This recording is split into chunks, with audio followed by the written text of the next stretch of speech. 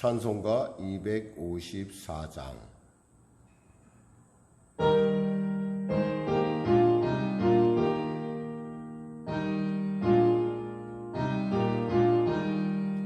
내 주의 부여는 정하고 정하다. 내 죄를 좁게 하신 주 나로라 하신다. 내가 주께로 지금 가오니 십자가의 보혈로 날 씻어주소서. 약하고 주에도 주께로 나가면 힘주시고 내 주함을 곧 씻어주시네. 내가 주께로 지금 가오니 십자가의 보혈로 날 씻어주소서. 나로라 하심은 온전한 믿음과 또 사랑함과 평안함 다 주려 함이라. 내가 주께로 지금 가오니 십자가의 보혈로 날 씻어주소서. 큰 죄에 못받아 살 길을 얻었네. 한없이 넓고 큰 은혜 베풀어 주소서. 내가 주께로 지금 가오니 십자가의 보혈로 날 씻어주소서. 그 피가 마음속에 큰 증거됩니다. 내 기도 소리 들으사 다 허락하소서. 내가 주께로 지금 가오니 십자가의 보혈로 날 씻어주소서. 큰 죄라고 주께로 나가면 힘주시고 내 주함을 곧 씻어주시네. 내가 주께로 지금 가오니 십자가의 보혈로 날 씻어주소서.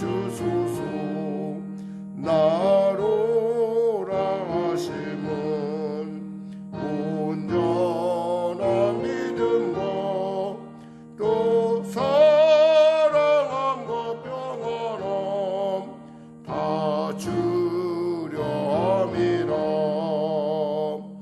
내가 주께로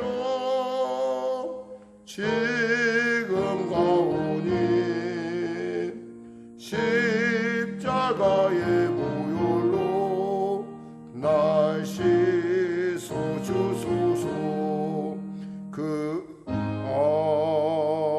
아멘.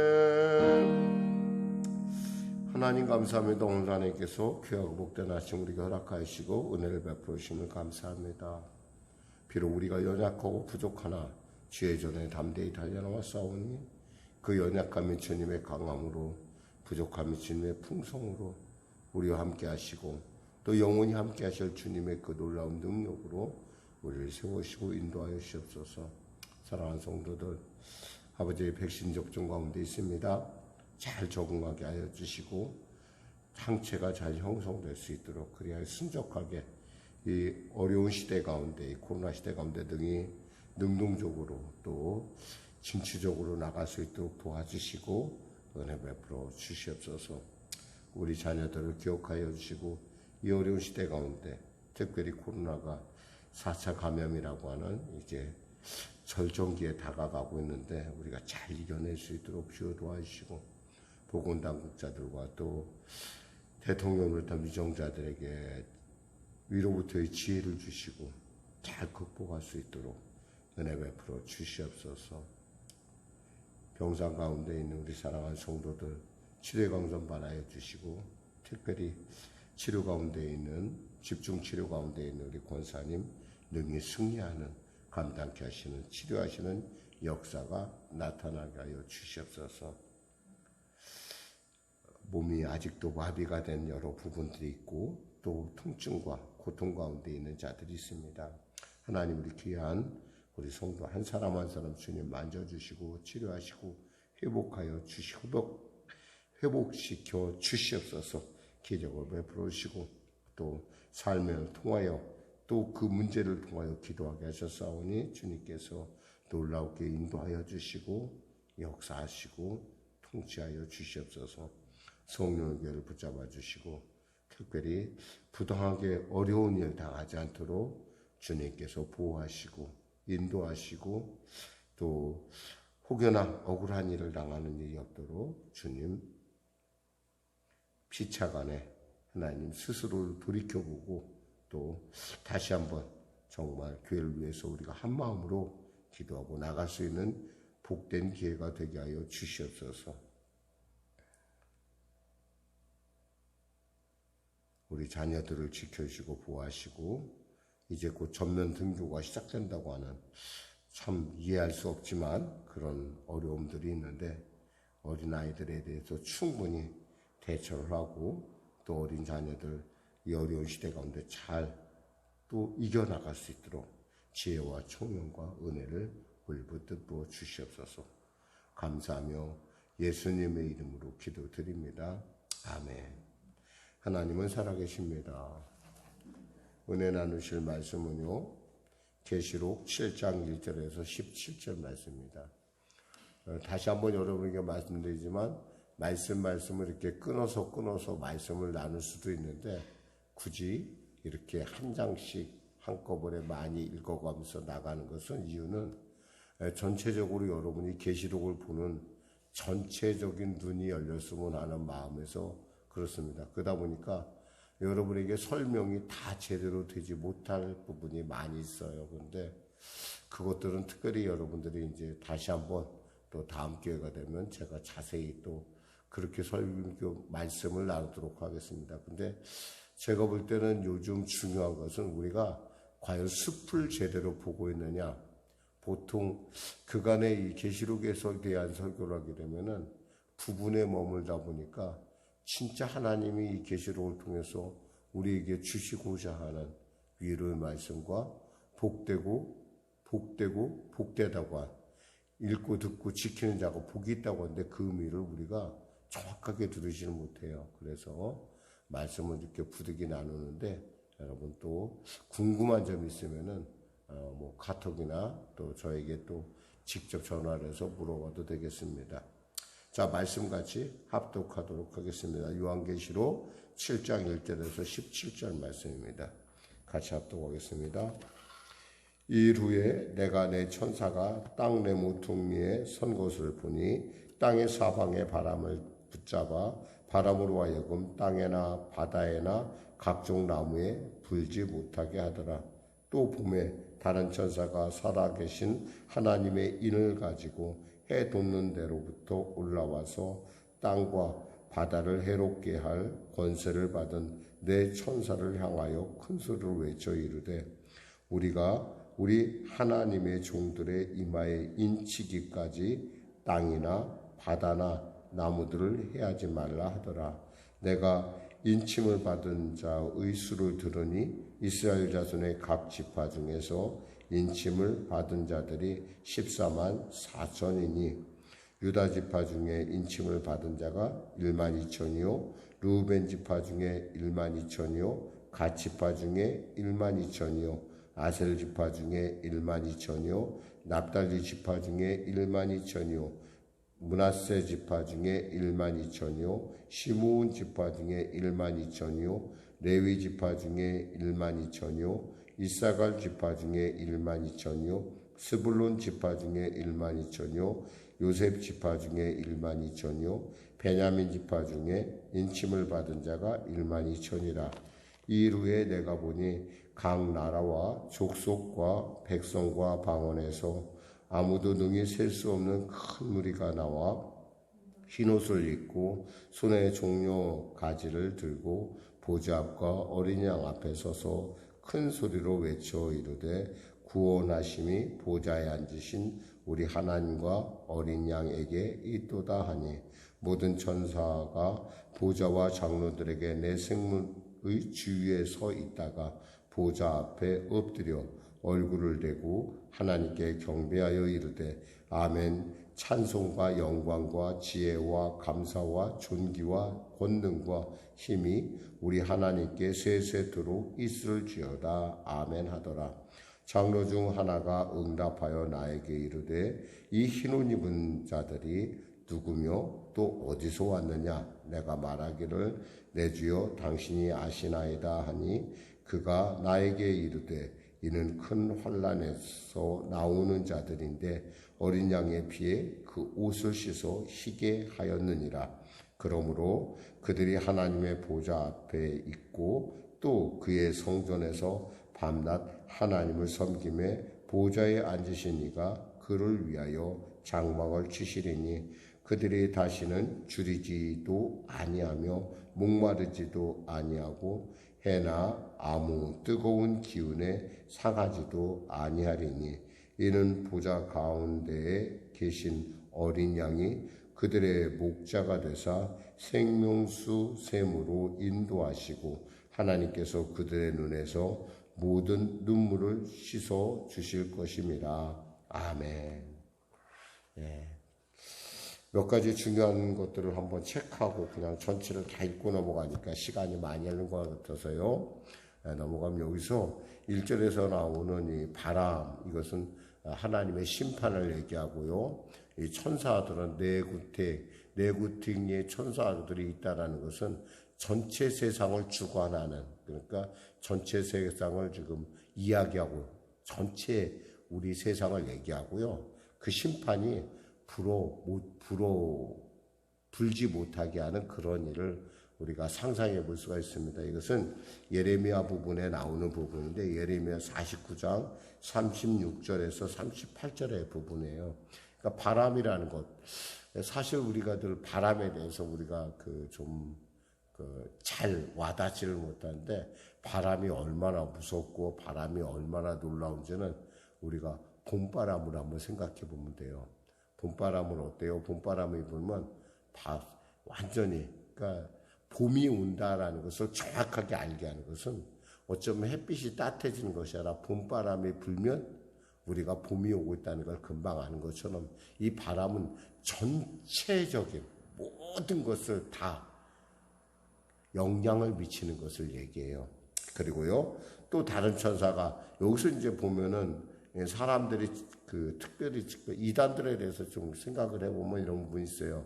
2절에 보면은 해돋는 데부터라는 부분인데 이 해돋는 데를 한국이라고 생각을 해요. 그랬고 우리나라에 정말 이단의 괴수들이 재림 예수들이 어지간히 많습니다만은 여기서 해돋는 데라는 것은 단순히 어떤 우리나라 동쪽을 가리키는 의미가 아니라 해돋는 곳이라고 하는 그 말이 갖고 있는 뜻은 뭐냐면 하나님의 보좌가 있는 곳이에요. 하나님의 지성소가 있는 것을 우리가 동쪽이라고 보면 지성소의 위치가 동쪽을 향해 있는 것을 우리가 볼 수 있거든요. 성막에서도 그렇고 성전에서, 그러니까 바로 그런 의미이지 여기가 한국이다 이렇게 얘기해서 은근히 이 본문을 읽을 때 그들은 바로 내가 그 사람이야, 너희들 모르지? 라고 이렇게 얘기하는 어떤 그런 자기들의 어떤 편의에 따라서 이렇게 해석하는 그런 부분은 아니라는 거죠. 또 여기서 보면 우리가 여기서 14절에 보면 인침을 받은 자의 수를 들으니 이스라엘 자손 각 지파 중에 인침을 받으니 14만 4천이라는 말이 나와요. 14만 4천 정말 그 이단들이 지겹도록 이 말을 갖고 사람들을 협박하고 사람들을 독려, 강요하고 이런 부분에 쓰는 말인데 14만 4천이라는 것은 이렇게 이루어져 있어요.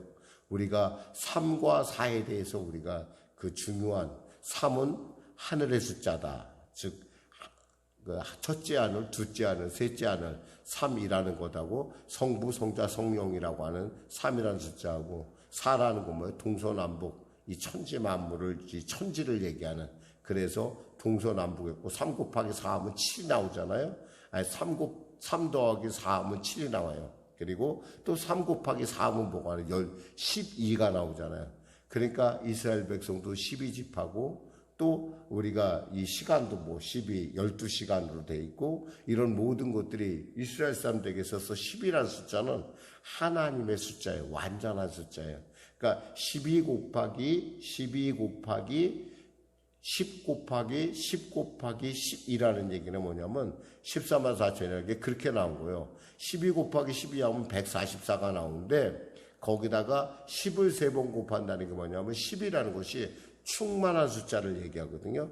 그러니까 충만이라는 거예요. 이 얘기는 뭐냐면 우리가 예수 안에서 구원받는 사람이 단순히 숫자적으로 14만 4천 명이라는 얘기가 아니라 그만큼 수많은 사람들이 구원을 받는다는 얘기예요. 그게 이제 우리가 볼 수 있는 게 뭐냐면 우리가 9절에 보면은 이루에 내가 보니 각 나라와 족속과 백성과 방언에서 아무도 능히 셀 수 없는 큰 무리가 나왔다고 돼 있어요.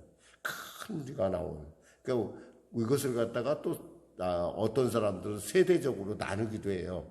위에 그러니까 이스라엘 백성들이 14만 4천 명이 구원받고 그 다음은 또 그 외에 많은 사람들이 구원을 받을 것이다 라고 이렇게 나누기도 하는데 사실 어떻게 생각하면 지금 14만 4천이란 말의 뜻이 갖고 있는 것이 뭐냐면 그만큼 많은 사람이 하나님의 구원을 받는다는 얘기예요. 예수께서 그래 겨우 14만 4천 명 구원하기 위해서 십자가에서 죽으셨다고 하기에는 좀 너무 그 의미가 너무 좀 하나님의 그 광대함과 하나님의 위대함을 생각한다면 이것은 너무 좀 현실하고 맞지 않는다는 거죠. 그리고 당시에 이 편지가 주어졌을 당시 12지파의 존재는 이미 다 의미가 사라져 있는 상태였어요. 이미 포로의 어떤 그 어떤 기관들을 통해서 많이 흩어져 있고 12지파 자체가 유명무실해진 그래서 이 12지파를 어떻게 부르냐면 야고보서에 보면 이게 신약에 있는 모든 성도를 12지파다 이렇게 부르는 것을 우리가 이 성경 서신서에서 볼 수 있듯이 이미 우리가 구약적 혈통적 12지파는 이미 사라졌다는 건데 이것에 대해서 많은 이단들이 14만 4천 명이 구원받으면 하나님이 이 땅에 오시고 그게 바로 나다 이거예요. 그게 나야 이만이야. 그게 바로 내가 박태선이야. 그 사람이 바로 나야. 너희들 알았지? 자꾸 이렇게 그러니까 그 얘기를 자꾸 듣다 보면 사람들이 잘못된 얘기를 듣다 보면 자꾸 거기에 세뇌가 돼 있어요. 그래갖고 이제는 14만 4천 명이 넘으니까 이제는 어떻게 하냐면은 이런 얘기를 한다고 하더라고. 이제 더 믿음 좋은 사람이 그 14만 4천 명의 자리를 뺏는 거야. 이렇게 어떻게 생각하면 참 굉장히 유치하기도 한데 자관 그렇게 갖고 사람들을 독려하고 사람들로 하여금 열심을 내게 하고 막 이러는 어떤 도구로 사용되는 부분이 바로 14만 4천 명이에요. 그래서 여러분들이 이런 부분에 대해서 정말 잘 이해할 필요가 있고요. 우리가 특별히 은혜 나눌 부분은 오늘은 요 9절 이하의 부분 나오는 부분에 대해서 우리가 은혜를 나누도록 하겠습니다. 이후에 내가 보니 각 나라와 족속과 백성과 방언에서 왜냐하면 1절에서 8절까지가 지상에서 일어난 일이라고 한다면 9절에서 17절까지는 바로 하늘에서 일어난 일이거든요. 이거에 대해서 여러분은 정말 알 필요가 있어요. 보면은 큰 무리가 여기서 보니까 종려가지를 가지고 보좌 앞과 어린 양 앞에 서서라고 했어요. 무엇이 생각이 나죠? 여러분, 예수님께서 예루살렘에 입성하실 때 연변에 섰던 많은 사람들이 종려가지를 보며 호산나 했잖아요. 그들은 진정한 메시아의 의미를 알지 못하고 그냥 그들이 얘기하는, 그들이 바라는 메시아만 바라보며 그들이 호산나를 했어요. 그러나 이제 바로 예수님이 오는 그때에는, 바로 하늘나라가 우리 가운데 임하는 그때에는 뭐예요? 진정한 그 호산나의 의미, 호산나의 의미가 무슨 뜻인지 아시겠죠? 잘 모르실까봐 설명을 드리면, 호산나는 나를 구원하여 주시옵소서라는 뜻이에요. 그러니까 진정한 구원이 이루어지는 놀라운, 바로 하나님이 이 땅 가운데 임할 때 바로 그런 일들이 일어난다는 것이고요. 10절에 보면 큰 수로 외쳐 이르되 구원하심이 보좌에 앉으신 우리 하나님과 어린 양에게 있도다 하니, 그러면서 11절 모든 천사가 보좌와 장로들과 내 생물 주위에 서 있다가 보좌 앞에 엎드려 얼굴을 대고 하나님을 경배하며 이르되, 12절 아멘, 찬송과 영광과 지혜와 감사와 존귀와 권능의 힘이 우리 하나님께 세세토록 있을지어다 아멘 하더라. 이게 뭐예요? 찬송을 하는 거예요. 찬송. 우리가 이 땅에서 살면서 하나님의 어떤 임재를 느끼고 내 안에 하나님의 그 천국을 우리가 맛볼 수 있는 것은, 할 수 있으면 찬송을 여러분이 입에서 늘 했으면 좋겠다는 소문을 가져요. 왜냐하면 이렇게 천국에 가서 하나님이 임할 때 우리가 하는 일이 찬송이거든요. 그러니까 우리 찬송이라는 것이 이렇게 중요해요. 그러니까 우리가 늘 슬플 때나 기쁠 때나 찬송을 통해서 그 인생의 어려움들을 하나님의 임재를 통해서, 하나님의 통치를 통해서 우리가 이겨나갈 수 있는, 그러니까 믿음은 뭐예요? 바라는 것들 실상에 보지 못하는 것들의 증거라 했잖아요. 기쁠 때 찬송하는 건 너무 당연해요. 그런데 기쁘지 않을 때도 찬송할 수 있으면, 여러분의 문제는, 여러분이 갖고 있는 삶의 어려움들은 이미 그 안에서 다시 한번 주님의 놀라운 통치 안에 합력하여 서로 이룰 줄로 믿습니다. 과거에 이런 얘기를 하더라고요. 어떤 목사님이 자신의 부모가 목사님이었는데 사기를 당했대요. 사기를 당했는데 정말 어떻게 해볼 수 없을 정도로 진짜 이 사기가 너무 심각해가지고 교회를 완전히 이제 그만둬야 되나 말아야 되나 그럴 정도로 심각한 사기를 당했다는 거예요. 왜냐하면 교회가 건축을 해야 되는데 교회 건축을 하는 그 건축한다는 업자가 그 돈을 갖고 다 도망갔다는 거예요. 근데 그 부부가, 그 목사님 부부가 찬양을 하더래요.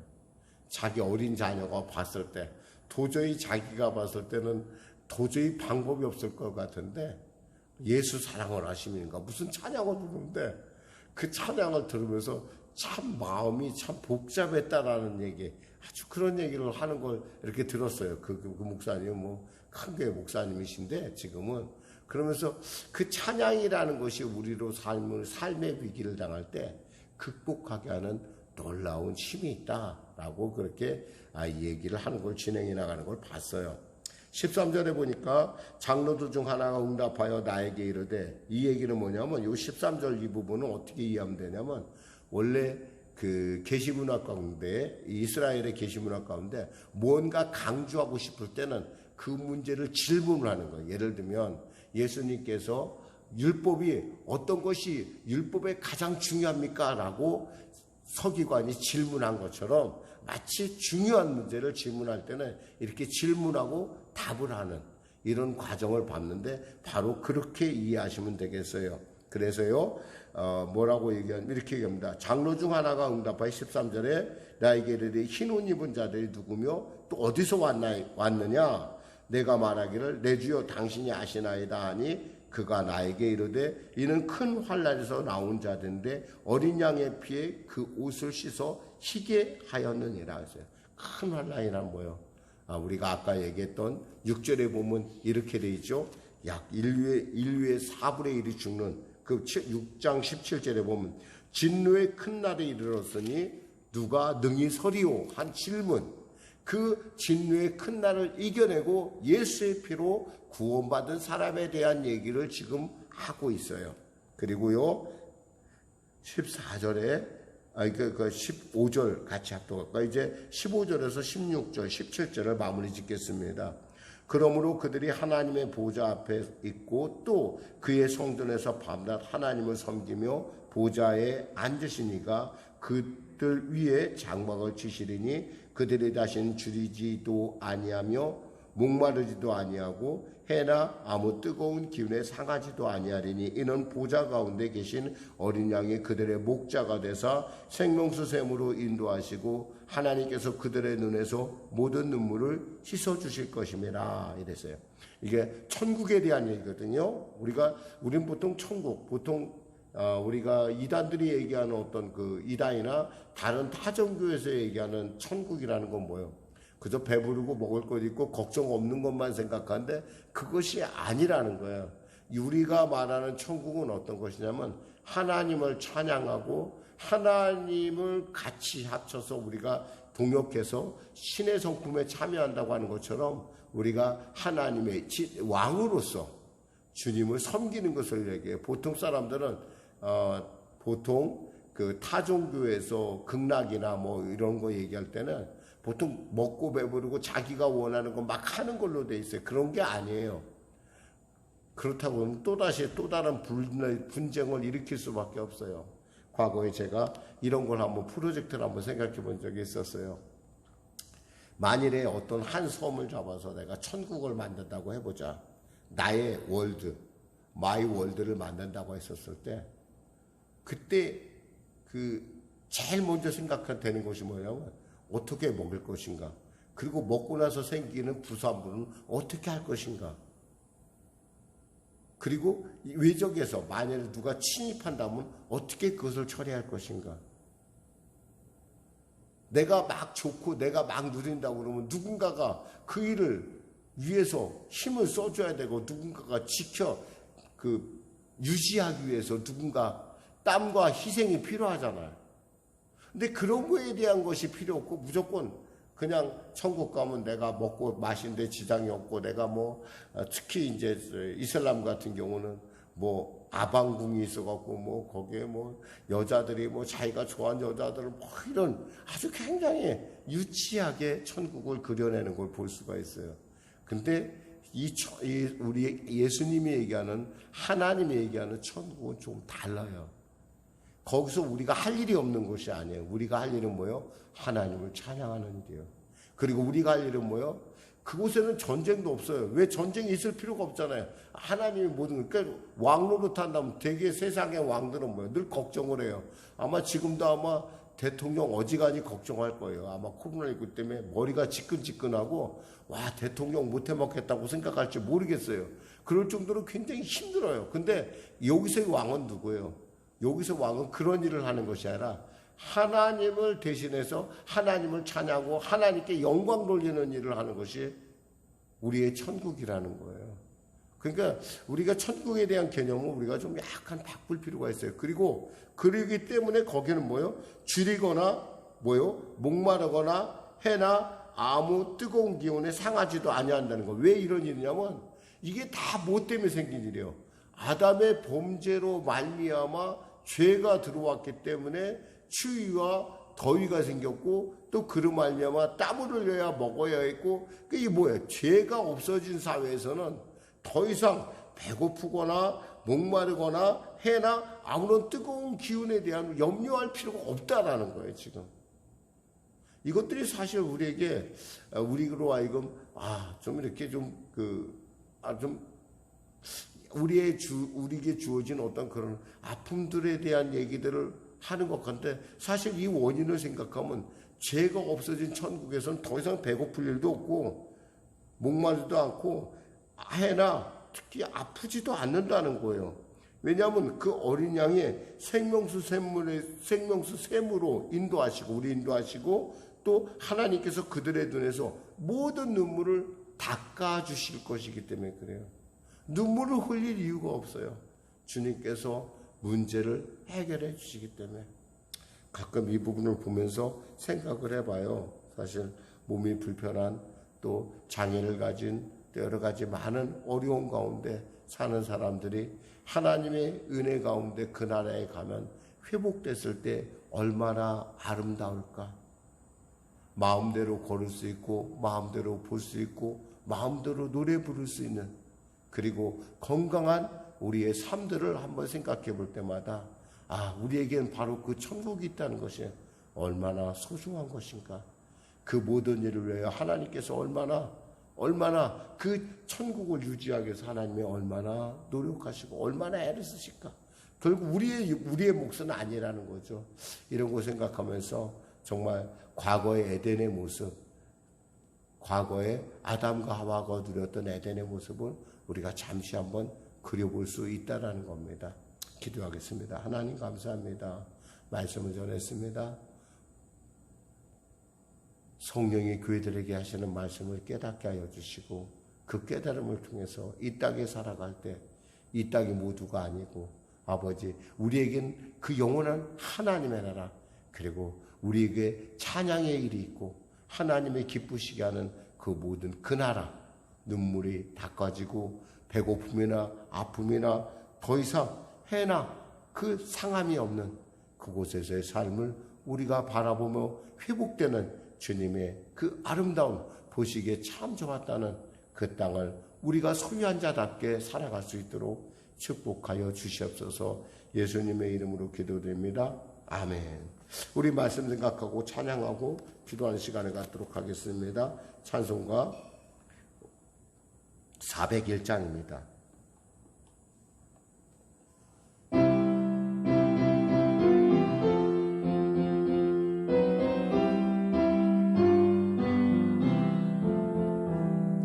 주의 곁에 있을 때 마음이 든든하오니 주여 내가 살 동안 인도하여 주소서. 주여 나를 인도하소서.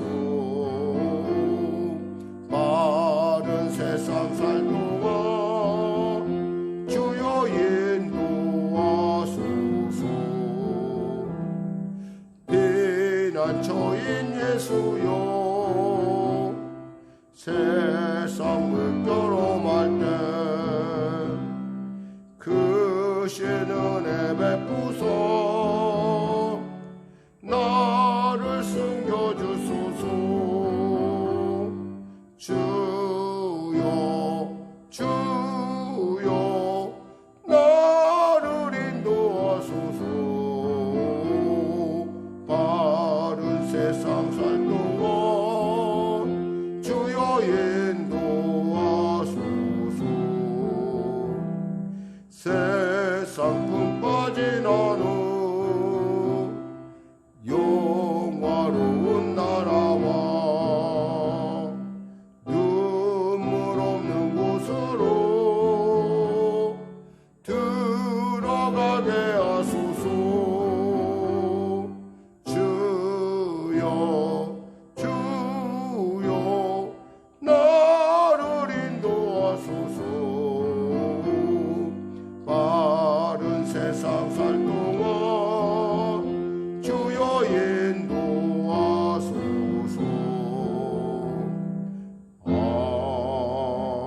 아멘. 하늘에 계신 우리 아버지의 이름을 거룩하게 하시며 아버지의 나라가 오게 하시며 아버지의 뜻이 하늘에서와 같이 땅에서도 이루어지게 하소서. 오늘 우리에게 일용할 양식을 주시고 우리가 우리에게 잘못한 사람을 용서하여 준 것 같이 우리 죄를 용서하여 주시고 우리 시험에 빠지지 않게 하시고 악에서 구하소서. 나라와 권능과 영광 영원히 아버지